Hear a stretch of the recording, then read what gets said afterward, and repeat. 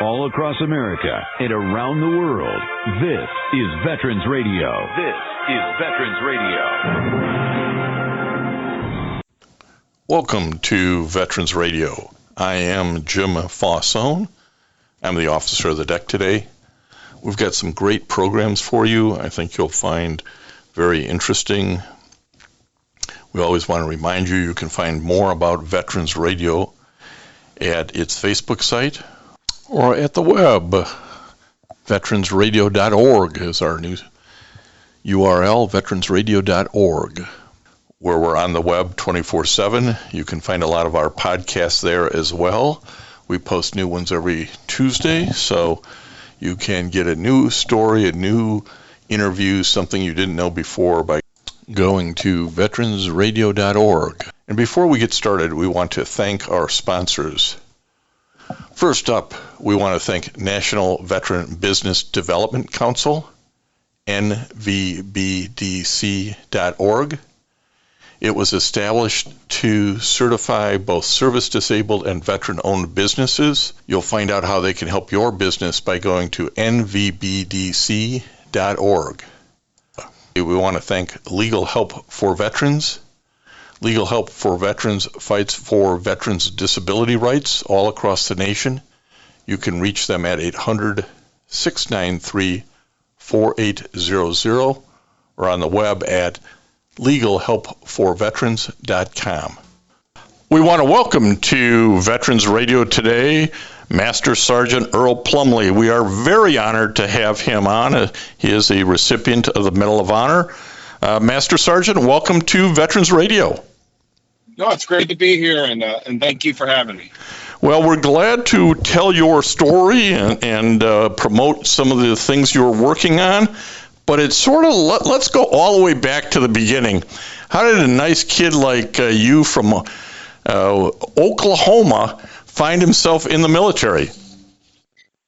I came from a military family, so I was always very interested in service, and I was whatever movie was out in Hollywood glamorizing certain parts of it, that's what I was going to do. And then, I joined the National Guard in high school.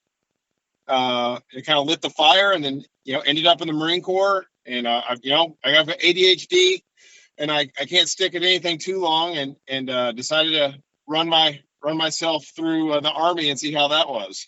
Yeah, it's really a fascinating start here. It is what I wanted to talk about is you jump into the Oklahoma Army Guard. I think you're at 17 years old, and after graduating high school, move into the Marine Corps for 8 years. What were you chasing? I was chasing an adventure, and I was chasing a challenge. So the National Guard was kind of a great way to get me started, and led me to validate my belief that I was destined to serve. But I was really looking for that deeper challenge and the adventure. The Oklahoma National Guard was neat, but as I got out of high school, I wanted to see other parts of the world, and the Marine Corps promised me that and delivered that. I think a lot of youth kind of wonder if they measure up. And do I measure up to what my father's generation or my grandfather's generation was? Was that a little bit of this as, hey, the National Guard's okay, but do I measure up to the Marine Corps? Yeah, definitely. There was a piece of that. My father was a Marine, and my grandfather before him was a Marine, and of course they both told me not to join. I took that as a personal insult. Like, they don't think I'm tough enough? I'm definitely going to show them. Yeah, that's how that works, isn't it? Reverse psychology. Yeah. You did the Marine Corps for 8 years, and then in 2009, you joined the United States Army. But you joined the Army with something in mind, I suspect, right? Again, measuring up. So, yeah, I joined the Army as an 18 X-ray contract, which means you go straight to Special Forces selection. I was, prepared for that as a Force Reconnaissance Marine. It was not super challenging to pass selection. The Q course caught me off guard, but I was a civilian for 12 hours. The afternoon where I was released from the Marine Corps, that next morning, I joined the Army. It's an unusual and interesting and probably telling sequence of events that get you into the Army Special Forces. You have, I think, a total service record of about 24 years. Along the way, as I say, you got promoted to Master Sergeant in the U.S. Army, but also along the way, we're moving into the 2000s, and we're going to find ourselves post 9/11 with fighting in Iraq and Afghanistan.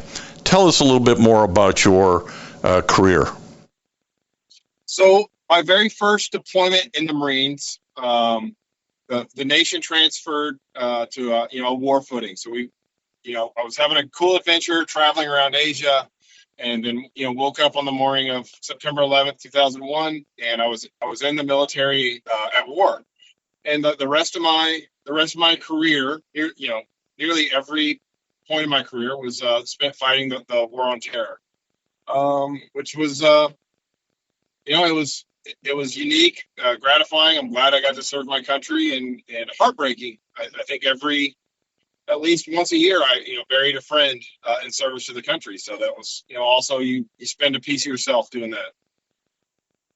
Well, your time in the Marines had you in, I believe, Iraq and Anbar province, if I've got the notes right here. I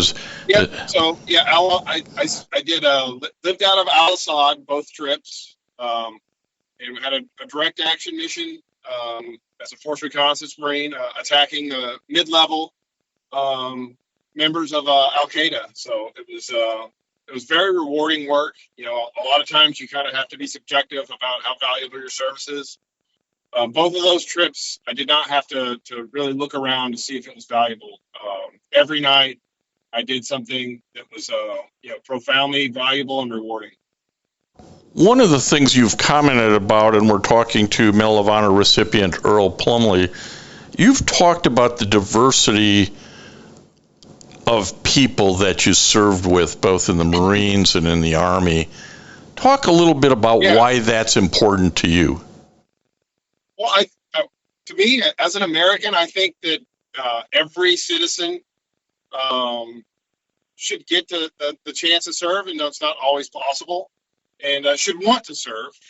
And I always thought it was really neat to see the full cross spectrum of the United States. And what I always said is after boot camp, the group of friends I had made there, when we put our civilian clothes to go out in town, it was a hilarious picture because we had cowboys out of Texas, farmers out of Kansas, surfers out of Southern California, and kids out of Boston and New York, and none of us dressed even remotely the same.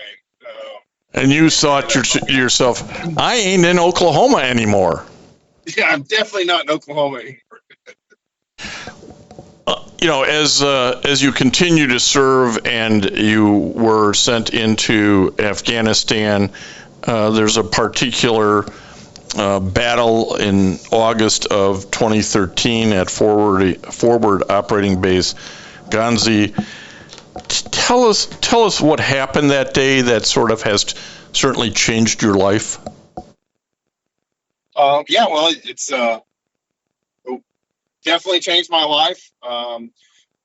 The Taliban decided to make an example out of our camp and do a spectacular attack. They're hoping to kill enough Americans that maybe we would decide to leave.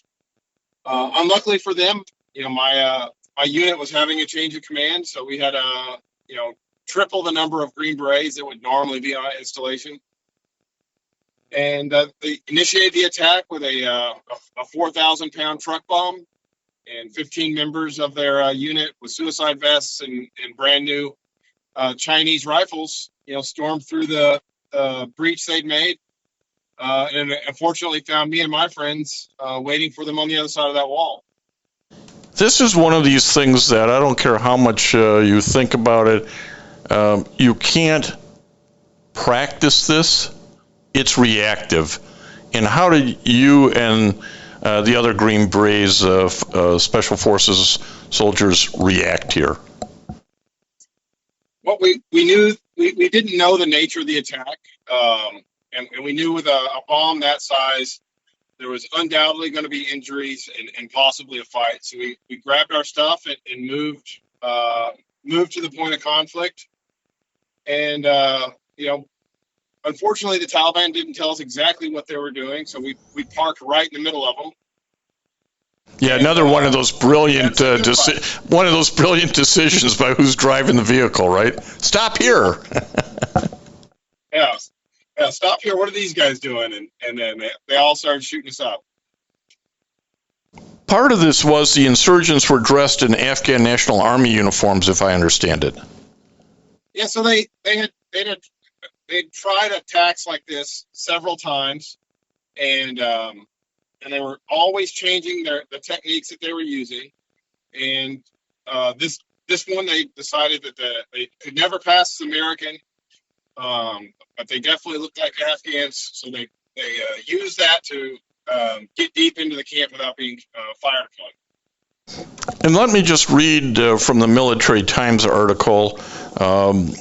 Quote, without regard for his own safety, Staff Sergeant Plumlee hopped out of the vehicle using his body to protect its driver while drawing a sidearm. He fought off 2 attackers, was wounded by a detonating suicide vest before he could get to adequate cover. He killed 2 insurgents in his field of fire, but at least 8 were still firing on American forces. He left his position with only his pistol and advanced on the enemy alone, finally reaching a fellow soldier behind cover. After what must have seemed like hours under intense enemy fire, he and the other soldier, no longer alone, withdrew to join other American and coalition troops who were preparing a counterattack. End of quote.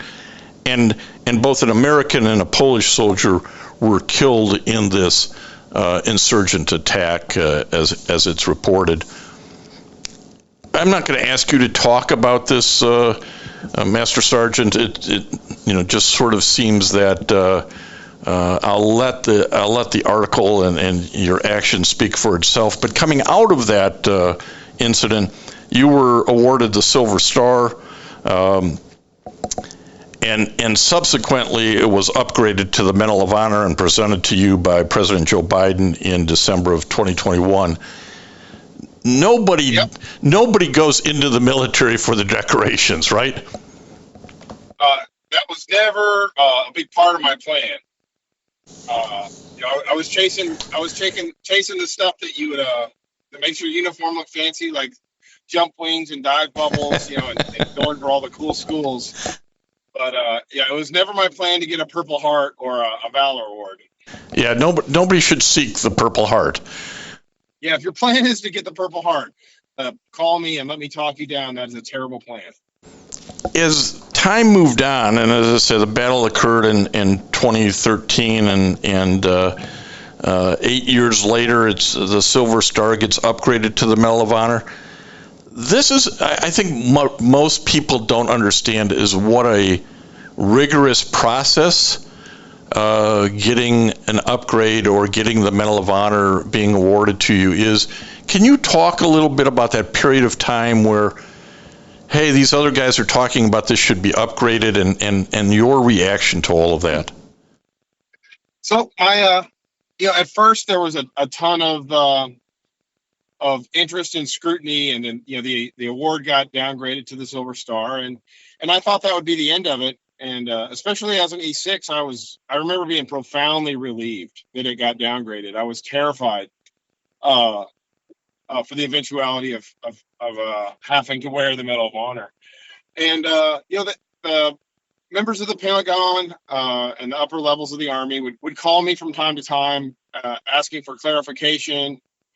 Over the years, I kind of got used to it, and it was about 6 months before I got the medal, the phone calls changed in nature, and they quit asking me about the battle or asking me for access to people for witness statements, and they started asking me what I was doing and where I was going to be, and that's when I started to kind of think that something was up. But honestly, I remember, pursuing my career as a Silver Star recipient, and the incredible scrutiny of the Medal of Honor was off of me, and I was just really happy to get back to work as a Green Beret and have my career.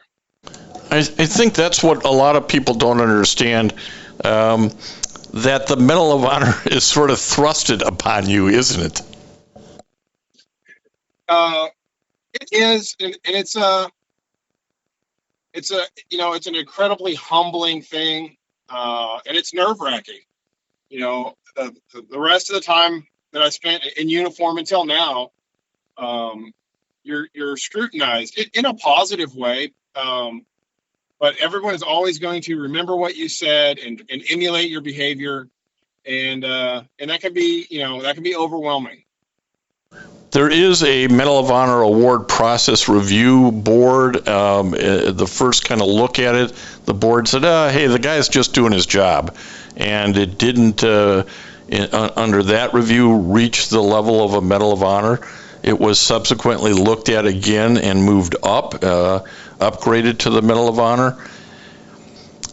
You at some point get a call telling you it's been upgraded, and let's start working on coordination to meet the president and receive the award. Very few men will ever get a chance to go through that month or two where that's going on.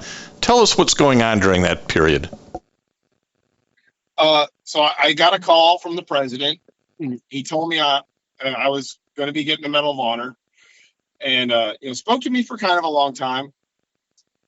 In my opinion, I don't know how long people usually get to talk to the president. But immediately after that, I talked to a woman from the Pentagon, and she was like, "Hey, this is still a tightly held thing. We don't want to tell anybody, but we also don't want you getting deployed or sent into a training environment where you won't be able to get reached, because the day was still not set after the president called me." And I told him, "Yep, that's fine. Don't worry about it. I got all that handled."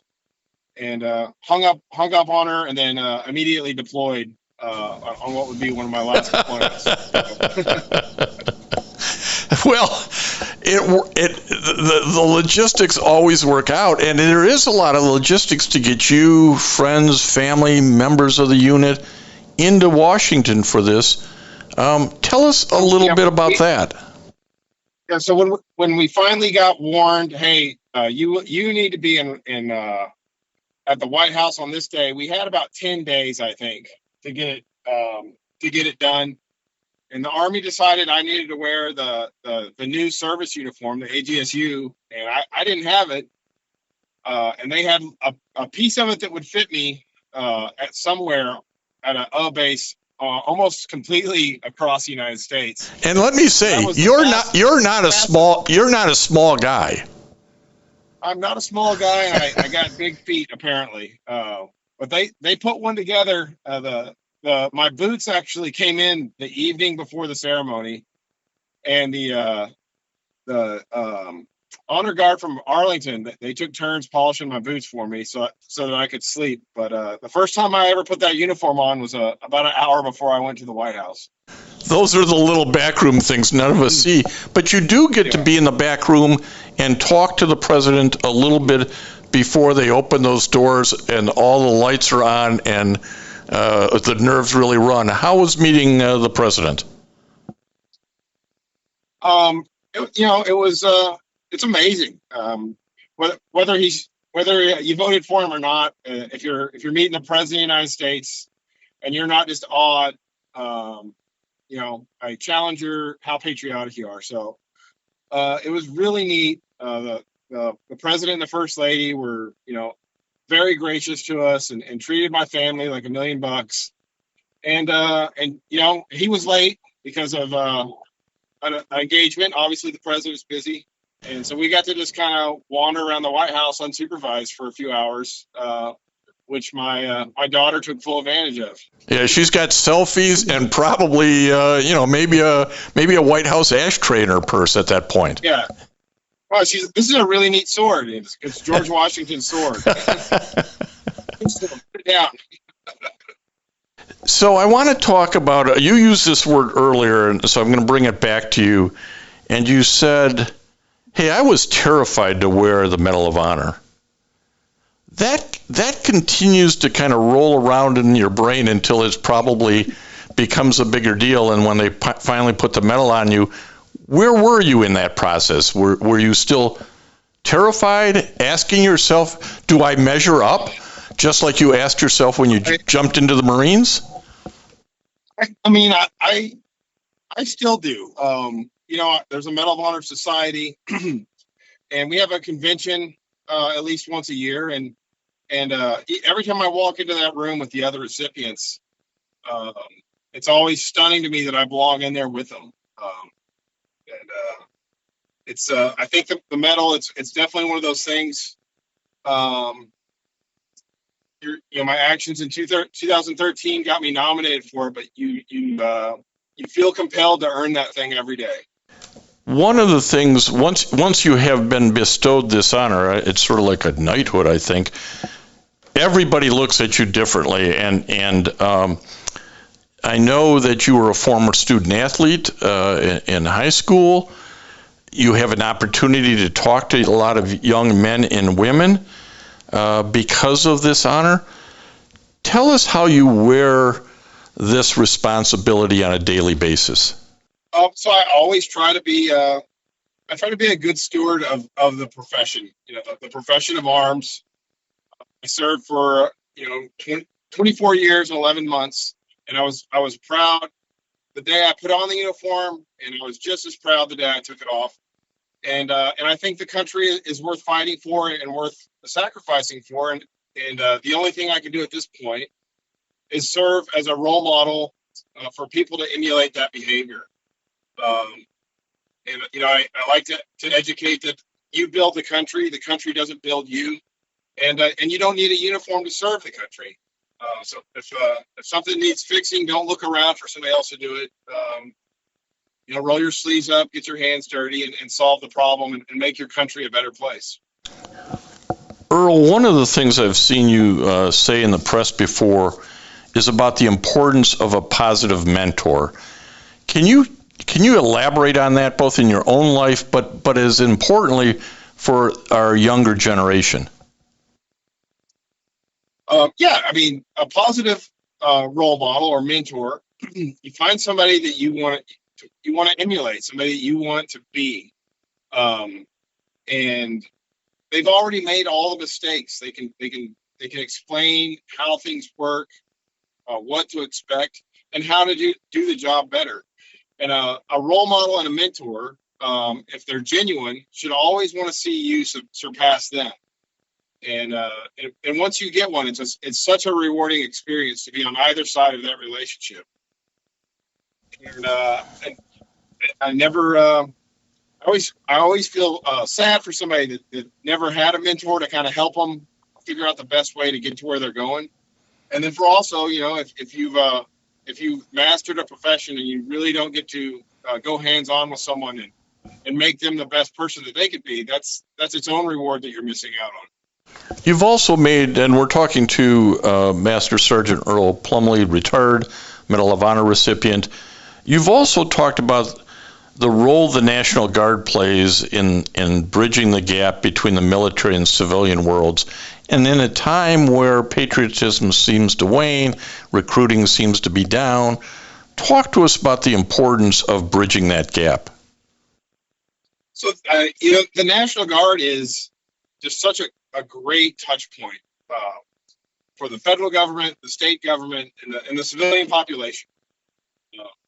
They truly are the bridge. When you see somebody in uniform, you kind of understand what they are. But a National Guardsman, that's somebody from your community that has chosen to take time out of their life to be there. And in Oklahoma, every time there's a national disaster, a tornado, one of the first things that happens is they activate the National Guard and get them out there to help those communities recover.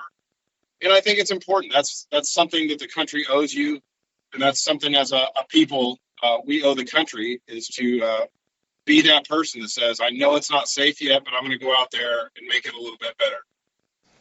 We want to thank Master Sergeant Earl Plumlee, retired from the United States Army, a Medal of Honor recipient, for taking some time to talk to Veterans Radio today. Thank you so much.